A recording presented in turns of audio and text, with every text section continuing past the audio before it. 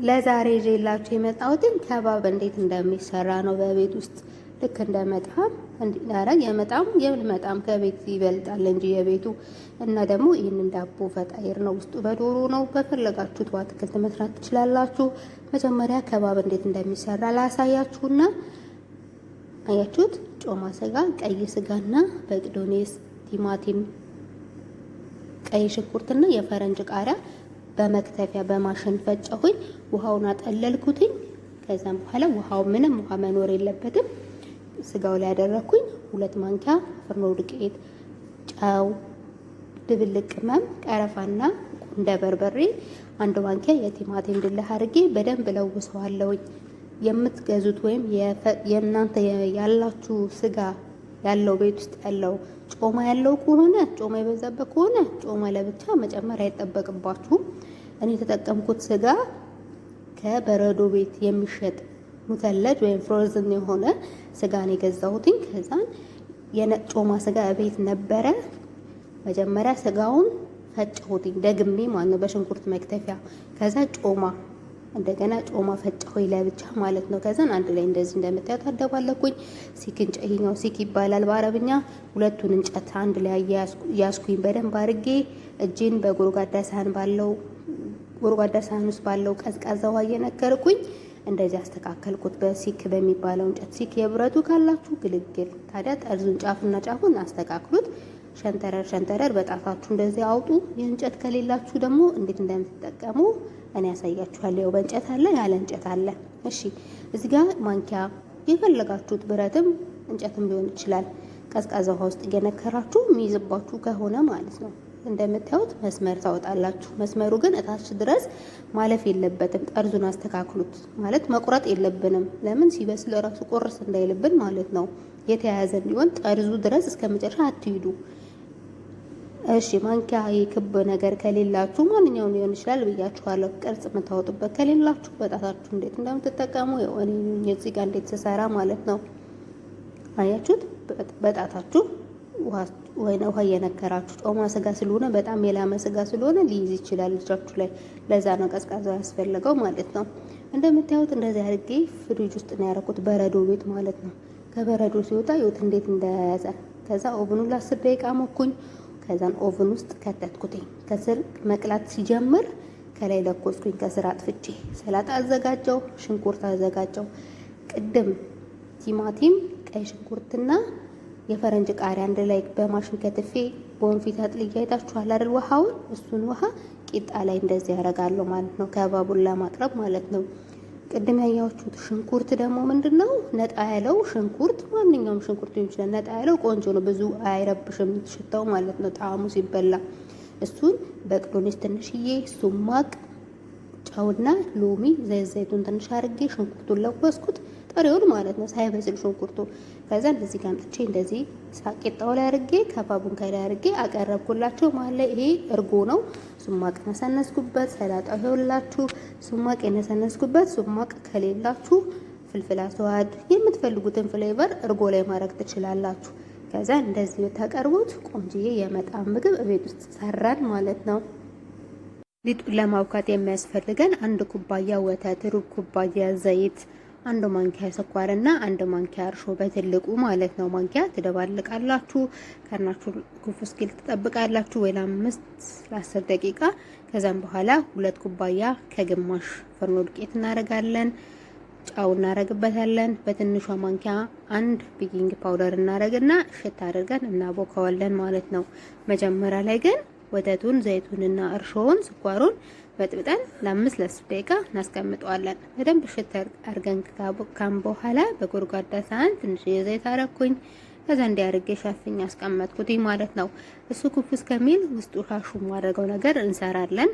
እኔ በዶሮ ነው የሰራሁትኝ። እናንተ በስጋ በአትክልት በምትፈልጉት መስራት ትችላላችሁ ማለት ነው። በአትክልት መስራት የምትፈልጉ ከሆነ በዚሁ መሀል እነግራችኋለሁ። እሺ በደቃቁ የተከተፈ ቀይ ሽንኩርት፣ እዚህ ጋር ቁንደ በርበሬ፣ ቀረፋ፣ የዝንጅብል ፓውደር እና ድብልቅ ቅመም፣ ጫው ነው። በአትክልት የምትሰሩ ከሆነ ቀረፋ ትጠቀሙም ከሙን ትጠቀማላችሁ ፓውደሩ ማለት ነው። ከአትክልት ደግሞ በጣም አሪፍ የሆነው ምንድነው? የተፈቀፈቀ ካሮትና ጥቅል ጎመን የተከተፈ። እኔ ዶሮ ስለተጠቀምኩኝ ዶሮውን በደቃቁ ከተፍኩኝ፣ አጠብኩትኝ። ይኸው እንደምታዩት ሽንኩርቱ ላይ መጀመሪያ ቅመም አድርጌያለሁ። ቅድም የነገርኳችሁ እንደማን ቅመም ቆንጥሬ ትንሽ ማለት ነው። የቀረውን ቅመም ደግሞ ዶሮውን ከጨመርኩ በኋላ ዶሮ ላይ አረኩኝ። የፈረንጅ ቃሪያ በከለር አለኝ። የሚያቃጥል ቃሪያ መጠቀም ትችላላችሁ። የካሮት ፍቅፋቂ እዚህ ጋር መጠቀም ትችላላችሁ። ከዶሮ ጋር መሽሩም መጠቀም ትችላላችሁ። እንጉዳይ ማለት ነው። ፍልፍል አህማር መጠቀም ትችላላችሁ። በቲማቲም ድልህ ፈንታ የቲማቲም ድልህ በትልቁ ማንኪያ አንድ የሚሆን አደረኩበትኝ። በደንብ ካቁላላን በኋላ ዶሮ ካልበሰለ ውሃ አድርጉበት፣ ጨው አድርጉበት ካነሰው ማለት ነው። አታብዙ ጨው ግን። እዚህ ጋር ሞርቶዴላ አለ፣ እዛ ጋር ደግሞ ሆት ዶግ ነቃንቃለኝ ማለት ነው። እንግዲህ እናንተ በአትክልት ማድረግ ትችላላችሁ ያልኳችሁ ለዚህ ነው። በምትፈልጉት ውስጡ ሀሹ ማድረግ ትችላላችሁ። ይሄ ነው ሶሴጅ ሆት ዶግ ይባላል። ነቃንቅ ሊጡ ኩፍ ሲል ኦቭኑን ለኮስኩኝ። ከዛን ሁለት ቦታ ቆረጥኩት።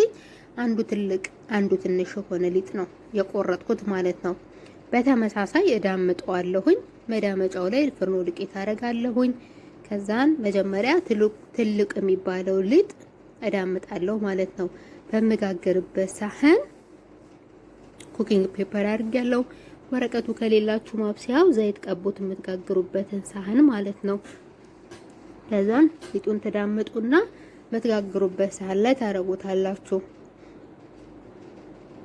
አያችሁ ትልቅ ነው ይሄ፣ ትንሹ እዛ ሳህን ውስጥ አለ ማለት ነው። ይሄኛው እንዳምጣችሁ እስከምጨርሱ ያኛውን ሸፍኑት እንዳይደርቅ ማለት ነው። ሊጡ በጣም ሶፍት ስለሆነ ይታዘዝላችኋል።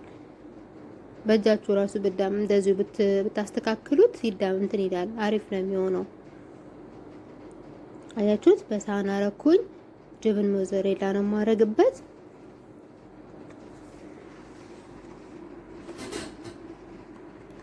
ኦቭኑ ግሏል። መካከለኛ ሙቀት ላይ 180 ላይ ነው። ለኦቭናችሁ ይለያያል፣ ግን መካከለኛ ሙቀት የሚባለው ላይ ነው ኦቭኑን የለኮስኩት ማለት ነው። ቅድም የሰራነውን ያቁላላነውን ዶሮ ሲቀዘቅዝ እንዲቀዘቅዝ ነው በሳህን እንደዚህ ያደረኩት። ሲቀዘቅዝ መተን ያዘጋጀነው ላይ እናደርጋለን። በግማሹ እኔ ነቃንቅ፣ በግማሹ ደግሞ ሞርቴዴላ፣ ግማሹ ደግሞ ዶሮ አንዱ ማለት ነው። እዛው አንዱ ቂጣ። ሳህኑ ከዚህ የሚበልጥ በተጠቀሙ አሪፍ ነው። ምክንያቱም ሊጡ እስከፈለጋችሁበት ይዳመጣል፣ ይታዘዝላችኋል። ከዛም በኋላ ከስር እንደ መቅላት ሲል ጎን ላይ ይታወቃችኋል ሲበስል ማለት ነው። ከዛን ከስር ታጠፉና ከላይ ትለኩሳላችሁ። ታዲያ የላይኛው ቂጣ ስስ ነው መሆን ያለበት። ስትዳምጡ ስታካፍሉ ሊጡን መጀመሪያ ትንሽ ሊጥ ነው ከላይ ማስቀመጥ ያለባችሁ ማለት ነው። ከላይ እንደዚህ ከሸፈናችሁ በኋላ ጠርዙን መሀል ላይ ክፍተት እንዳይኖርና በቢላ ደግሞ ሸንተረር ታረጋላችሁ። ጠርዙ ላይ ምንም አይነት ክፍተት መኖር የለበትም። የታችኛውና የላይኛው ቂጣ መጣበቅ አለበት። ጫፍ ድረስ አታድርሱት፣ ሀሹን ማለት ነው። ውስጥ ያለውን መሀል ላይ ብቻ የምታረጉት። ከዛን ጅብን ሞዘሬላና ጥቁር አዝሙድ ነው ያረኩበትኝ። ኦቭኑ ግሏል። ውስጥ ከተዋለውኝ እስከ 22 ደቂቃ ይፈጃል በጠቅላላ ለመብሰል። መጀመሪያ ግን ከታች በደንብ ይብሰል። ከላይ ምንም ደቂቃ አይፈልግም። ራሱ ከታች እየበሰለ ሲሄድ ጅብኑ ራሱ መቅላት ይጀምራል። እንደምታዩት በስተመጨረሻ እንደዚህ ያማረ ሆኗል። ከላይ እሳት እንዳታበዙበት፣ ከስር ይታወቃችኋል ሲበስል። ጎን ላይ ቂጣው መቅላት ይጀምራል ማለት ነው። ቪዲዮን ትወዱታላችሁ ብዬ ተስፋ አደርጋለሁ። ከወደዳችሁት ላይክ፣ ሼር፣ ኮሜንት አስተያየት ጻፉልኝ።